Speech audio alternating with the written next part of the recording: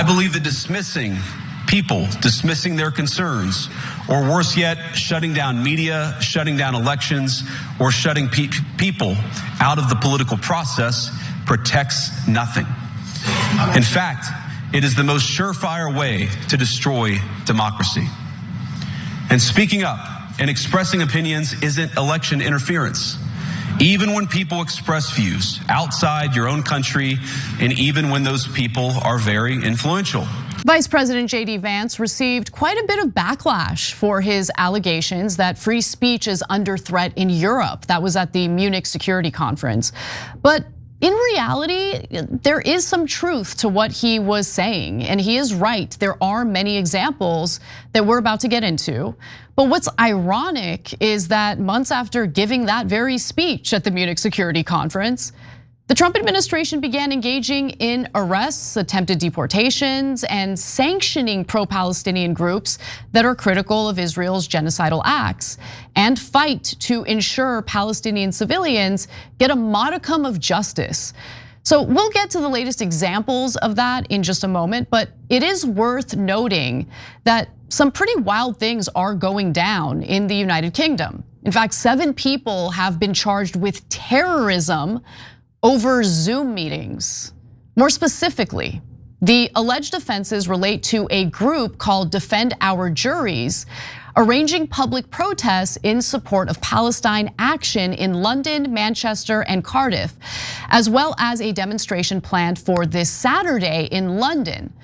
The charges also cover 13 Zoom meetings allegedly held between July and August in support of the prescribed group. Oh my God, Zoom meetings, crazy. Now, the 7 people who were charged are all members of Defend Our Juries. Defend Our Juries is a UK activist organization linked to Palestine Action. It criticized the arrests and said they would not deter people from taking part in this weekend's protest. So why are officials in the UK up in arms about Palestine Action? And how are they justifying the label of terrorist when it comes to peace activists? Well, the UK-based Palestine Action, which aims to disrupt the operations of weapons manufacturers supplying the Israeli government, was proscribed in July, a month after 2 of its activists broke into Britain's largest airbase and damaged 2 military aircraft. It's a ballsy thing to do. So the group's ban makes it illegal under UK law to be a member of or even invite support for Palestine Action. The terrorist designation also puts them on par with organizations such as Hamas, Al-Qaeda, and ISIS. I should note that the US armed Al-Qaeda and ISIS in Syria to topple Bashar al-Assad. But anyway, let me move on. 6 people aged between 26 and 62 were charged on Wednesday as part of an investigation led by Counterterrorism Command of London's Metropolitan Police. A 7th person was charged on Tuesday in a connected investigation by police in Scotland. And just to see how ridiculous this all appears to be, like take a look at one of the people who got arrested, take a look at what that scene looked like, and just how scary and threatening this guy looks. Just watch your wristband. So yeah, this is what happens. Britain in 2025. Right, give me your hand. Opposing genocide. But I'm going to be placing you under arrest, okay? And I'm going to read out the reason for that. The time now is 7:10 in the morning. It's the 2nd of September. So Patrick, you are under arrest on suspicion of committing the offence of Section 12, subsection 3 of the Terrorism Act 2000. You are alleged to have addressed an online Zoom meeting between the 10th of July 2025 and the 21st of August 2025 for the purpose of encouraging support and furthering the activities of the prescribed organisation Palestine Action. You do not have to say anything, but it may harm your defence if you do not mention or question something which you later write in court. Anything you do say may be given in evidence. So the arrest is necessary to prevent loss of evidence, prevent collusion with co-suspects, and to allow for searches under the Police and Criminal Evidence Act and to facilitate his interview. Hundreds of people have been arrested in the United Kingdom over their participation in pro-Palestine demonstrations. More than 700 people have been arrested and 114 charged by the Metropolitan Police in connection with this summer's demonstrations, with over 500 people arrested during a singular demonstration in August alone. But things are getting pretty bad in the United States as well. Marco Rubio posted on X yesterday that this is the latest example. Today, the Trump administration is sanctioning 3 NGOs, Al-Haq, Al-Mezan, the Palestinian Center for Human Rights, for assisting in the ICC's illegitimate actions against Israel. The United States will continue to protect our own sovereignty and the sovereignty of our allies from the ICC's overreach. That's insane. So the overreach that he's referring to is the prosecution of Prime Minister Benjamin Netanyahu from Israel, of course, who is a war criminal that is guilty of carrying out a genocide in Gaza. Last year, the International Criminal Court issued arrest warrants for Netanyahu and former Defense Minister Yoav Gallant on charges of crimes against humanity and other war crimes. So those warrants came as a result of the 3 groups now being sanctioned, asking the ICC to investigate Israel's airstrikes in Gaza in 2023. But the US State Department made clear that they're in bed with Israel regardless of how loathsome their war crimes are. In a statement, the State Department claimed that the ICC has a politicized agenda and declared that the ongoing actions of the ICC set a dangerous precedent for all nations. But that's not all.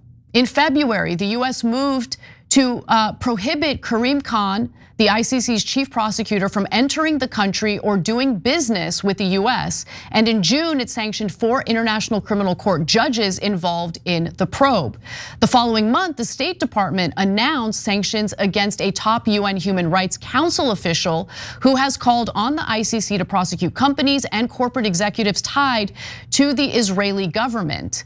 Al-Haq has responded by calling the sanctions a heinous and draconian measure that constitute a cowardly, immoral, illegal, and undemocratic act. The group also wrote, as the world moves to impose sanctions and arms embargoes on Israel, its ally, the United States, is working to destroy Palestinian institutions, working tirelessly for accountability for the victims of Israel's mass atrocity crimes. I'm just gonna pause and note that reporting using internal IDF data indicates that at least, this is the IDF's own data, at least 83% of people killed in Gaza by the IDF happen to be civilians. These are obviously war crimes. And just last week, the State Department also announced sanctions against the Palestinian Authority and the Palestine Liberation Organization ahead of the UN General Assembly in New York, which could prevent PA leaders from traveling to America for the meeting. This is all happening with the backdrop of student visa or green card holders becoming targets for arrest and deportation if they participate in pro-peace protests or write op-eds for their school paper, by the way, critical of Israel's actual war crimes in war crimes in their student papers. So this is really concerning because I think that you're onto something, Dave, when you talk about how the paradigm shift is clear. Corporate media has lost power, legacy media has lost power. There's this explosion of independent sources that are informing the American public about the reality of our foreign policy and how detrimental it is to the American people and to others abroad, by the way. And so I'm worried that now our government might move to engage in unconstitutional acts against our freedom of expression. What do you think? Yeah, well, it's like when they say when a woman leaves an abusive husband, that's the most dangerous time. Like right. That's when the guy might flip out and actually kill her. And that doesn't mean it's like the correct move is still for her to leave that guy, but it's also the most dangerous time. And so there is a concern where, as their kind of ability to control the narrative through their more traditional means, which they always had. They didn't really need to resort to these type of tactics for a while because they could say just get Donahue fired from MSNBC or get, you know what I mean? Like they would just, if somebody was against the war in Iraq or was getting a little bit too close to it, they would just kind of get rid of that. person. And me and Scott's intellectual hero Murray Rothbard was really driven out of kind of polite society in his time and relegated to form his own institutions and stuff like that. But he was like a guy who was writing for National Review and then and was a founder of the Cato Institute, and then they totally boxed him out. And that's the way the old system used to work for a long time. And that they don't really have that anymore. And so now they're trying to crack down in these other ways. I think the only answer to this is that we got to overwhelm them with numbers, and all of us just have to not budge on this to the point that it's like, well, there's no way they're going to shut this conversation down anyway. But it is disturbing, it's so many of the people who like defend Israel blindly, like the Bill Maher's of the world or whatever. They always say it's a battle of civilizations, and Israel represents liberalism and Western civilization and democracy and all these things. But then you'd be like, but what does that even mean? If the bedrock principle isn't that you're allowed to say what you want to say, you're allowed to criticize a government policy, especially when that government policy is mass murder. And in some sense, the people who say that about Israel, like there is a kernel of truth to it. I mean, in Israel proper, there is some degree of that liberal tradition of freedom of speech, and that's why Israeli newspapers will tell you about the war crimes that Benjamin Netanyahu is committing every day. And they don't seem to get arrested for it. And even, they had just a couple weeks ago, there were protests in the hundreds of thousands, people protesting the war in Tel Aviv there. And I don't think I heard about anyone there getting arrested or shut down for it. But you see, because we have to support Israel and everything they do, we have to give up our freedom of speech in the Western world, which is just so totally outrageous. But I should say there is a long tradition of this in the United States of America. It's not as if it's what a lot of, in the mind, I think of a lot of young people, they'll be like, cancel culture is this new phenomenon that just started. But people can go read up on what Woodrow Wilson was doing to anti-war activists during World War I. And these type of tactics are, this is I think probably one of, maybe not the number one reason, like the humanitarian reason might be number one, but certainly one of the top reasons why guys like me and Scott are so anti-war is because war is the health of the state, and it's the biggest indicator of what the relationship between the citizen and the government is. And that it's always true in times of war that governments crack down on civil liberties, and first amongst those is speech. That's anti-war. In fact, I feel like the trend of labeling anything the federal government doesn't like, or anyone who pushes back against the federal government, certainly when it comes to foreign policy, as terrorists, really ramped up during the war on terror under the Bush administration. And I remember at that time, shows like the Young Turks, warning against that, right? Warning against just labeling fellow Americans as terrorist supporters or terrorist sympathizers if they were speaking out against US foreign policy.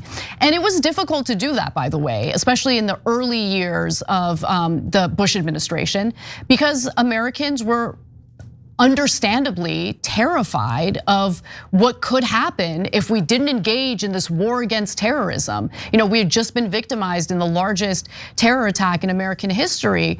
But I think that the politics of fear should be something that's top of mind for most Americans, because if the government is trying to scare you, it's usually because they want to engage in some pretty nefarious policies. So I'm gonna let you have the last word on this, Scott. Thoughts on all of this, what's happening in the UK, what's happening in the US, and what the future might hold as more and more people speak out against our unwavering commitment to Israel. Yeah, it's another tragic piece of blowback, another side effect of American support for Israel. Another demonstration of our support for that country being against the interests of the American people, regardless of what the people in DC say. But, as previously discussed here, there's a great crack-up coming on the left. It's virtually the entire voting population of the Democratic Party versus its rulers.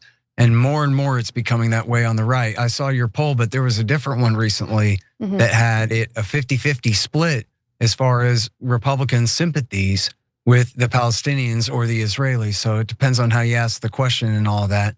but it's really changing quite rapidly on the right. And as Colonel McGregor says, time wins more arguments than reason. And it just turns out we just have nothing to show for all of our pro-Israel wars in the Middle East and the rest of these policies. And more people are finally just turning against it. America first or Israel instead. You can't have it both ways. So then this is what's really exciting, is we're gonna have a situation where, just like on the Democratic side, on the Republican side, you have the rulers of the party versus more or less the voting population and in its majority on this issue. And it's not gonna be as stark of a difference as it is on the left, quite soon enough for my taste, but it's coming. And then we'll have, just like over there, it'll be apartheid, right? With the small minority ruling the rest, despite the overwhelming consensus of the American people. We don't want any part of this anymore. And then that's untenable for the long term. So the Crackup is coming. I encourage everybody to keep pushing. Well, I credit the two of you for focusing on foreign policy so heavily and informing people about things that we aren't going to get in corporate media or legacy media. So everyone, please support the work that Dave and Scott do. As I mentioned earlier, Dave Smith is the host of Part of the Problem. Please subscribe to the show. Is there anything else you'd like to promote before we go, Dave?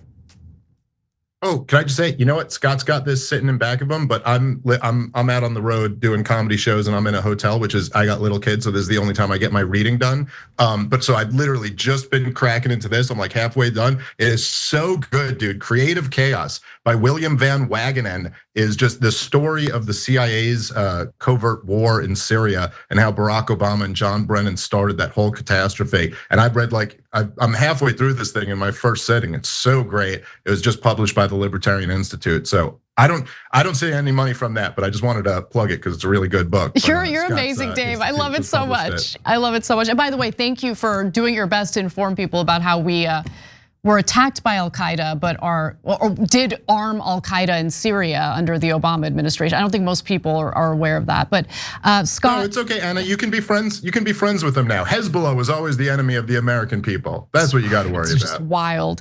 And Scott Horton, again, is the director of the Libertarian Institute. He's written many books. Scott, I want to kick it over to you to promote anything you'd like. So you can see all my books behind me. I wrote Enough Already.